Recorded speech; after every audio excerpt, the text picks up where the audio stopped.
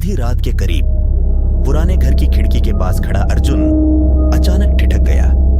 बाहर सड़क पर दूर से ढोल की धीमी आवाज आ रही थी, लेकिन उस सुनसान मोहल्ले में इतनी रात को कोई बारात कैसे हो सकती थी। हवा में अजीब ठंडक थी और जैसे जैसे आवाज पास आती जा रही थी, अर्जुन के दिल की धड़कन भी तेज होती जा रही थी। खिड़की से झांकते ही उसने देखा, धुंध के बीच एक बारात धीरे धीरे उसके घर की तरफ बढ़ रही थी।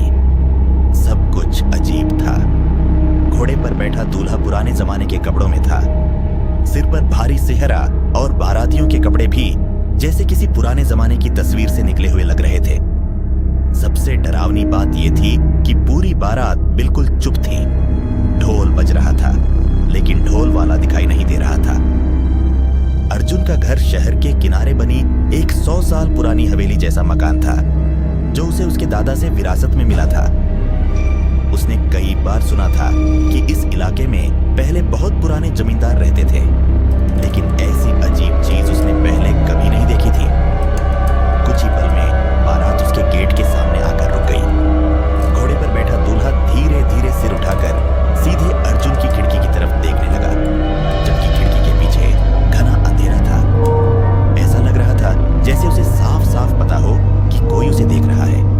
अर्जुन के शरीर में सिहरन दौड़ गई। अचानक हवा और ठंडी हो गई।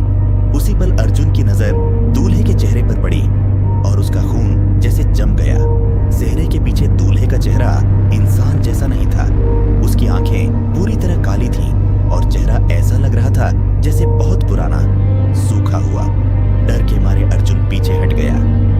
कुछ सेकंड बाद जब उसने हिम्मत करके फिर खिड़की से बाहर देखा, तो पूरी बारात गायब थी। सड़क फिर से बिल्कुल सुनसान थी, जैसे वहां कभी कुछ हुआ ही नहीं। लेकिन असली डर अगली सुबह सामने आया।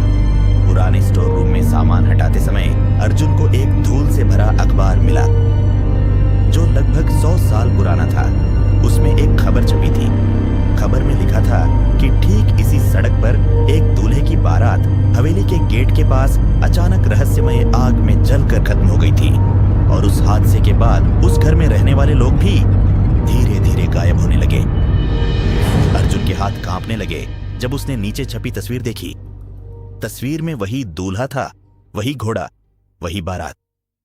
लेकिन तस्वीर को ध्यान से देखने पर अर्जुन की सांस अटक गई। तस्वीर के ठीक सामने हवेली की खिड़की में एक आदमी खड़ा दिख रहा था। वह आदमी बिल्कुल अर्जुन जैसा लग रहा था, और तस्वीर के नीचे एक छोटी सी लाइन लिखी थी, जिस रात यह बारात दिखाई देती है, उस घर का अगला मालिक कभी ज्यादा दिन नहीं जीता।